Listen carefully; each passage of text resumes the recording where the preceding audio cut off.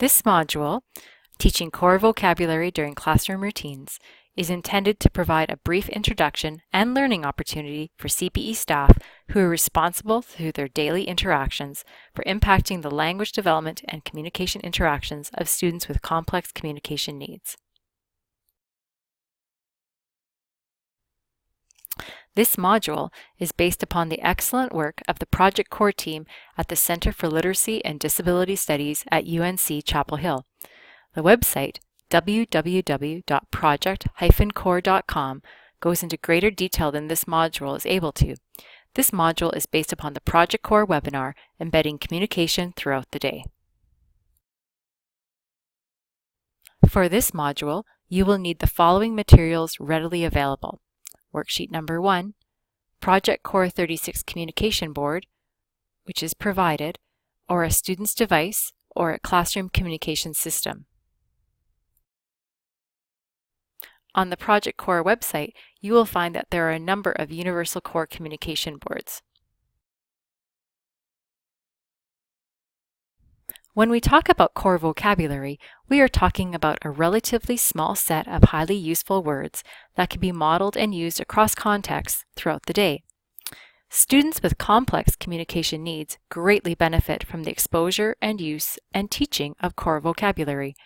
Students with Down syndrome, autism, cerebral palsy, apraxia, or global developmental delay, or any student who is unable to get their wants and needs met through speech alone are considered complex communicators. These students often use augmentative or alternative communication to communicate. This includes low-tech and high-tech tools like single-switch voice output, communication boards, communication books, the POD system, communication apps on iPads, or a dedicated speech-generating communication device. When these students learn core vocabulary, they can use a smaller number of words to communicate a wider range of things. This is important for students where spontaneous communication can be difficult. So what are core words? Core words are words like go, stop, I, no, want, what, in. This is just a random list of 7 core words. But in addition to the 7 core words that I just read, what other word combinations can you make? Some possibilities are no go, I want go, what I want stop, etc. See how only 7 words can be used to say a variety of different things? This is the advantage of teaching core language to our students with complex communication needs. So what words are not core? Generally, these are the words that can only be used to mean one thing or to refer to one item. For example, when a student points to a picture of the movie Frozen, it can only refer to that movie. Compare that with the word go. Go can be used to express a variety of communication functions or meanings. In choice making, the student could learn to express it go here. To gain attention, the student might say, I go. When a student is requesting something, they might say, I want to go. Or if they were refusing or protesting, they may communicate not go. Words like names of people and schedule words, foods, movie names are generally not core. Words that a student will only learn once and then use for a short period of time, or words that are only used in a specific setting but not in others, are not core words. Here are some non-core word examples, like student names, locations in the school, highly specific anatomy vocabulary, specific movie vocabulary. These are all words that refer to very specific things, usually nouns. It is difficult to combine them the same way you could combine the core words listed on a previous slide. Non-core words are important too, but they shouldn't be the only words a student is taught. When a student's communication display is only filled with highly personalized vocabulary, it greatly limits their ability to have communication autonomy. Communication autonomy is being able to say what I want, to who I want, when and how I want. Autonomous communication begins in the thought of the speaker versus being told what to say and when. Often, students that are struggling with communication autonomy will show high levels of behavior. It is these students that do not only want to request items or nouns, they want to tell you that they are angry about the bus ride that happened 2 days ago. They want to tell you that they had a good sleep last night. They want to tell you that they didn't want to leave music class. Teaching core vocabulary can help with this. Other complex communicators communicate very little during the day, as their highly personalized words are only useful during very specific times. Teaching core vocabulary can also help with this. So what is the solution? The solution is to teach core vocabulary along with some key personalized vocabulary. There needs to be a balance. Okay, let's start. Please have worksheet number 1 handy. Let's think about the daily schedule in your classroom. What types of non-instructional routines do your students complete every day? Every student has an arrival and a departure routine. Possibly outside time, snack and/or lunch, hygiene, etc. On worksheet number 1, please complete part 1. Please write down 3 non-instructional, non-academic routines that happen in your classroom every day. Pause here to complete part 1 on the worksheet. On your worksheet, please find part 2A. Pick one of the non-instructional routines that you chose. Under part 2A, write down the steps involved in each routine. For example, when the student comes into the classroom, what is the first thing they are expected to do? The second one, the third one, etc. Write down the steps involved in each routine. Please pause here to give yourself time to think about the steps. On the next slide, there is an example given. My example was the arrival routine. In my example, there are 8 steps. The routine you chose may have more or less steps. As you look at your work, are there steps that you overlooked? Add them now if you like. Some viewers may be surprised at how many steps are involved in an everyday routine. Now look at part 2B. Write down what you would say to a student while they are completing the routine. Pause the presentation here to give yourself time to complete your answer. There is an example given on the next slide. Now look at your completed part 2B. Does it capture how you talk and interact with your students? Change anything you wish. Now, familiarize yourself with the communication display that was provided. This is a display of 36 core words. Can you find any WH question words? How about a position word like in or on? Any action words like open or put? Any people words like I and you? For those of you who are using a student's own device or communication book, what core words are contained in it? Action words? People words? Position words?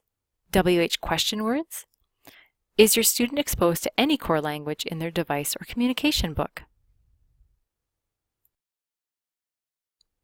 Now we are going to complete part 3.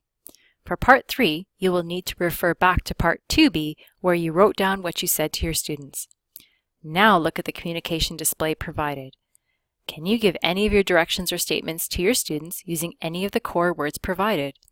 You may need to change how you say things or add in a few core words. You may wish to underline the core words or put the non-core words in brackets so that the 2 types of words are distinguished. Again, an example is provided on the next slide. Pause the presentation here to give you time to complete your work. In this example, you can see a combination of core and non-core words. The core words used in this example are not in brackets.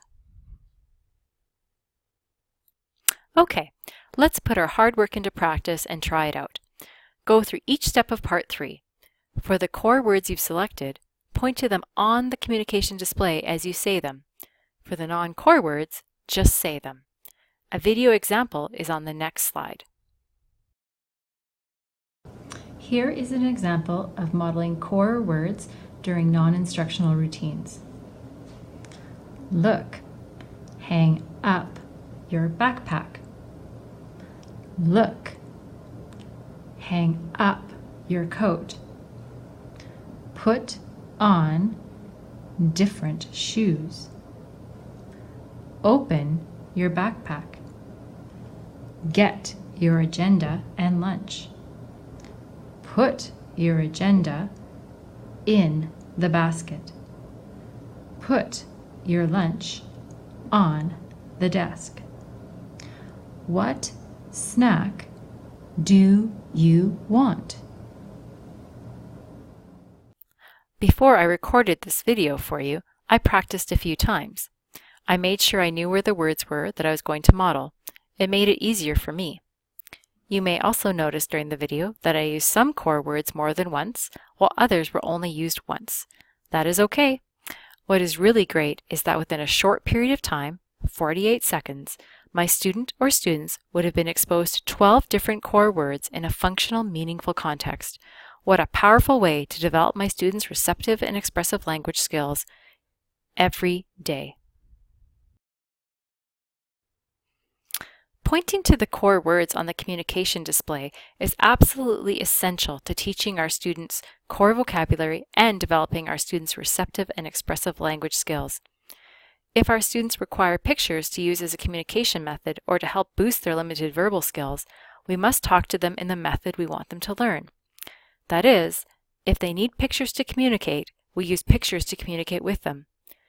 No one ever learned to speak French fluently by only speaking English. You probably noticed that the pointing and talking slowed you down. That's a good thing. These students need less language presented at a slower rate. It helps with comprehension and processing. It may have also felt awkward.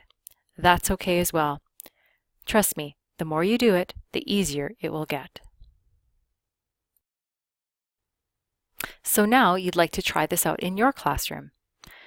Each student will need to have their own communication system. One paper copy for the entire class is not sufficient to build the communication autonomy each student needs.